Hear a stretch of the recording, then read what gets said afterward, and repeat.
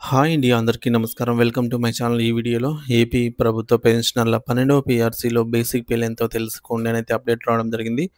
మరి దీనికి సంబంధించిన పూర్తి వివరాలు వీడియోలో తెలుసుకుందాము. వీడియో అయితే ఎక్కడే గానీ స్కిప్ చేయకుండా ఎండ్ వరకు చూసేయండి. అప్పుడు ఇన్ఫర్మేషన్ పూర్తిగా అర్థమవుతుంది. అలాగే వీడియో చూస్తున్న ప్రతి ఒక్కరు వీడియోకైతే లైక్ చేయండి ఫ్రెండ్స్. ఈ వీడియోని తోటి పెన్షనర్ మిత్రులతో అయితే షేర్ చేయండి. కొత్తగా మన ఛానల్‌ని చూస్తున్నవారు ఇంకా ఎవరైనా సబ్స్క్రైబ్ చేసుకోనట్లయితే వెంటనే మన ఛానల్‌ని సబ్స్క్రైబ్ చేసుకోండి. సో, దీని ద్వారా నేను చేసే లేటెస్ట్ వీడియోస్ అన్నీ మీ వరకు రీచ్ అవుతాయి. ఇక ఆలస్యం చేయకుండా వివరాల్లోకైతే వెళ్ళిపోదాము. ఫ్రెండ్స్, ఇక విషయానికొచ్చినట్లయితే ఆంధ్రప్రదేశ్ రాష్ట్ర ప్రభుత్వ ఉద్యోగులు మరియు పెన్షనర్లకు సంబంధించిన 12వ పీఆర్సీ అంశం ప్రస్తుతం చర్చనీయాంశంగా మారింది. ముఖ్యంగా కొత్త పీఆర్సీలో మన బేసిక్ పే ఎంత పెరగవచ్చు, డీఏ మెర్జర్ ఎలా ఉంటుంది అనే విషయాలపై స్పష్టమైన అవగాహన కోసమైతే ఈ వీడియో చేయడం జరిగింది. పీఆర్సీ అనేది ప్రతి 5 సంవత్సరాలకోసారి పెరిగిన నిత్యావసర ధరలు మరియు ద్రవ్యోల్బణాన్ని దృష్టిలో ఉంచుకొని ఉద్యోగుల జీతాలను సవరించే ఒక ప్రక్రియ. వాస్తవానికి గతంలో ఇచ్చిన 11వ పీఆర్సీ గడువు 2023 జూన్ 30వ తేదీతో ముగిసింది.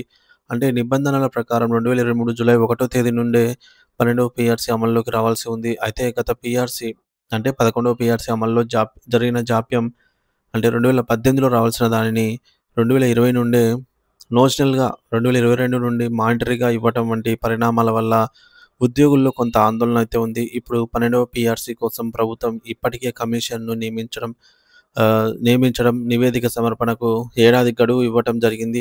అసలు కొత్త బేసిక్ పే ఎలా నిర్ణయిస్తారు? దీనికి ప్రధానంగా 2 అంశాలైతే కీలకం. ఒకటి డీఏ మెర్జర్, 2 ఫిట్‌మెంట్.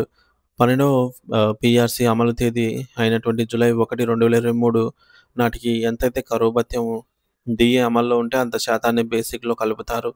ప్రస్తుతం ఏపీ ఉద్యోగులు మరియు పెన్షనర్లు తీసుకుంటున్న డీఏ 26.39% అని అనుకున్నట్లయితే సో, అప్పుడు పీఆర్సీ అమలు తేదీ జూలై 2023 నాటికి పెండింగ్‌లో ఉన్న 2 డీఏలను కలపాలి. కాబట్టి మొత్తము ఆహ్, కేంద్ర ప్రభుత్వం ప్రకటించినటువంటి 4 అంటే 4%, 4% మొత్తం 8% అవుతుంది.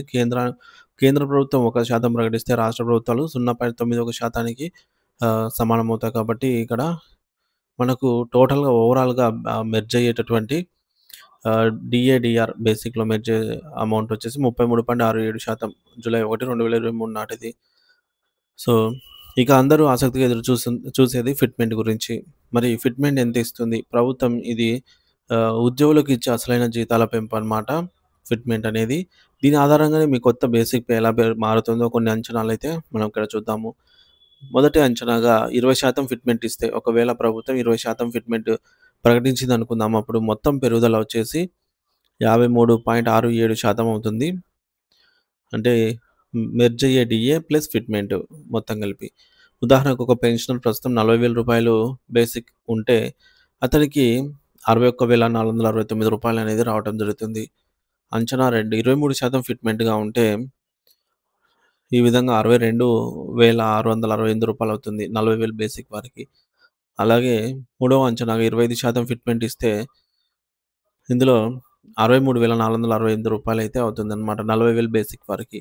సో, మీరు కూడా మీ ప్రస్తుత బేసిక్ పే ఎంత ఉందో చూసుకొని దానిపైన చెప్పిన ఫార్ములా ద్వారా మీ యొక్క భవిష్యత్ బేసిక్ పేని సులభంగా లెక్కించుకోవచ్చు. ప్రభుత్వం త్వరగా నివేదిక తెప్పించుకొని మెరుగైన ఫిట్‌మెంట్ ప్రకటిస్తే ఉద్యోగులు, పెన్షనర్లకు ఆర్థికంగా ఎంతో మేలు జరుగుతుంది.